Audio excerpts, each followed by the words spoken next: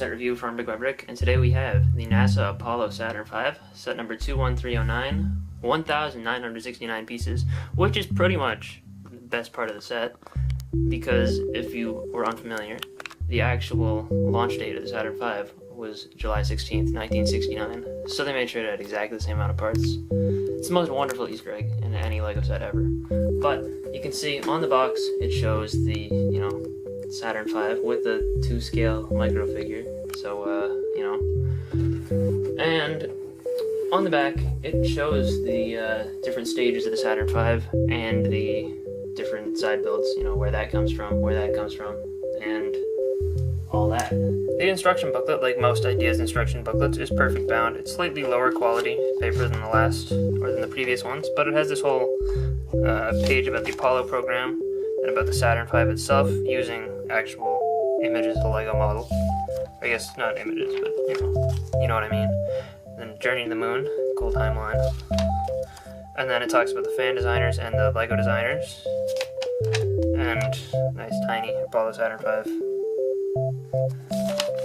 And then it just translates it in multiple languages. You just keep going, skip all that, and then you get to the instructions, where there's a QR code which actually tells you how to use a brick separator, which is in all instruction booklets, but just today me and my cameraman were experimenting with it, so we didn't know what it did. And at the end it just shows you all the parts and how to, put the Saturn V together in different ways, the different whatchamacallits. And then it just has the thing about LEGO Ideas. And it shows the 3 currently available Ideas sets, including the Beagle's Yellow Submarine, which I could force my cameraman to lend me, because it's actually his set. If this, if you want to see this, leave a comment down below and like the video. If the video reaches, 10 likes, I'll force him to do it. And just, did you like this LEGO Ideas set? Who's gonna go fill out the product survey? Mr. Cameraman will. Okay. The entire Saturn V rocket is over 100 centimeters long, and it kind of takes up my entire desk, so you're gonna see that LEGO movie poster throughout the entire video probably, but you're gonna have to deal with that. Anyway, it does come with these 3 display stands on the bottom, which they recolored parts to make it look more similar to the way the actual rocket is displayed at the Kennedy Space Center. And how am I going to do this? I gotta walk all the way around the camera. But the rocket does come apart into separate stages. There we go. That's stage 1. And as this is flying through the air, it'll separate, and stage 2 will go bye-bye. And then we have these smaller stages. Stage 3, that was not supposed to happen at all, but there's stage 3. And this shell would come off. There goes stage 4, or whatever this is. I think it's some kind of command module or something, and the lunar module is broken, so wasted a lot of money on that. They should probably get a new one. But that's what you're left with. So we're going to take a look at each of these stages individually. Stage 1 of the rocket is the largest and takes up half of the bags. There are 12 bags. 6 bags go to this. And all of the details you see here are printed. And, it says USA and has an American flag. You can, zoom in on those, Mr. Cameraman. And all the way around here in the center, there are these grill pieces, and it does have slight asymmetry with these 2 weird columns of round bricks, but, I guess it's probably accurate. I haven't recently looked at a Saturn V picture, but, probably similar to what it actually looks like. And the engines on the back are made mostly of these large bucket pieces recast in gunmetal gray.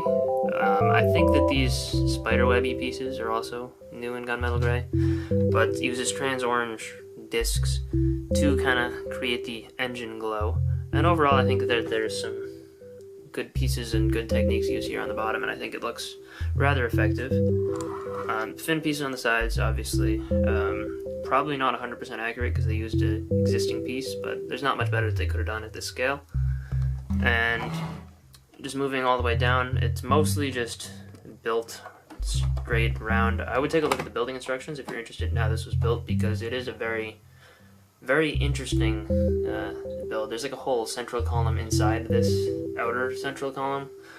It's just very interesting.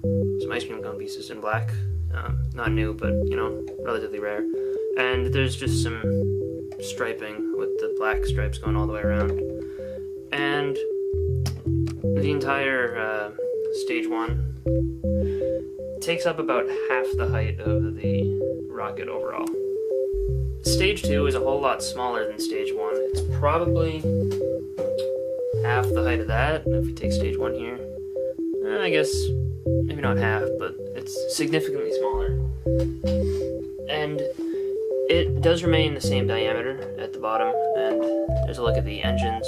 They're a whole lot smaller than the last engines as well, but they do have to fit within the last stage. And the entire thing is mostly symmetrical all the way around. However, it does have this one bar on this side that runs all the way down. It says United States in several places. And it does have this one printed piece here, but other than that, it's basically the same. There is a circle of grills running all the way around. Some people I've seen are complaining because they stick out just like that much. But, you know, not too big of an issue, and I think that there's not a whole lot that they could have done to fix that. So I'm okay with it. And up at the top, it does begin to get thinner, and uses some interesting building there. Some hinges as well as, you know, these pieces, and they line up really well, and it just makes it work. And that transitions us perfectly into the next stage. The third stage is probably the least visually interesting, and you know, kind of the plainest of all of them. There's a little bit of texturing with these ingot pieces and those bars that stick out, but other than that, it's pretty much just a complete circle. They do a little bit of interesting coloring with the top, but, you know, nothing too exciting. And it is kind of symmetrical. You build like 2 sections and the same 2 sections on the other side. So, you know, it's kind of just like that. On the top, it's very, very plain. There's kind of like absolutely nothing. But that is where the lunar module attaches on. You take the little fez piece, and you can just attach the lunar lander, and that is how it fits inside of the third stage. Oops, dropping pieces now. But this then goes right over it, and I'm not going to attach it because it's kind of a pain to put, or to, you know, remove, but that is how it fits in there, and I like that it actually, you know, does that. And it does just have the single booster engine on the bottom, which I think is one of the more respectable looking ones, because they, you know, made sure everything is all gray.